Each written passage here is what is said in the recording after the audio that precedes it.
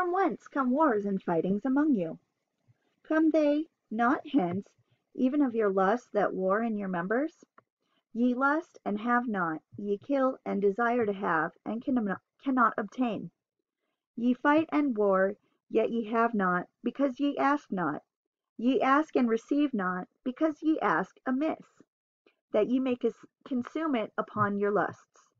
Ye adulterers and adulteresses, know ye not that the friendship of the world is enmity with God?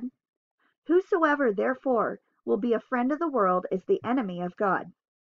Do ye think that the scripture saith in vain, the spirit that dwelleth in us lusteth to envy? But he giveth more grace.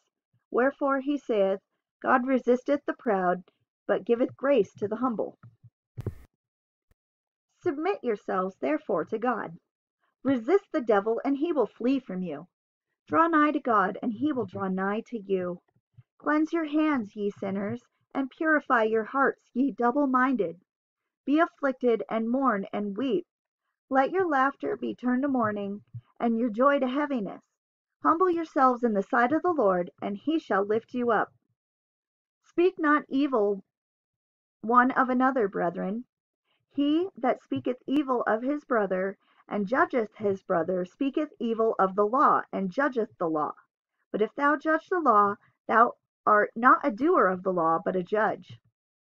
There is one lawgiver, who is able to save and to destroy. Who art thou that judgest another? Go to now, ye that say, Today or tomorrow we will go into such a city, and continue there a year, and buy and sell, and get gain, whereas you know not what shall be on the morrow. For what is your life?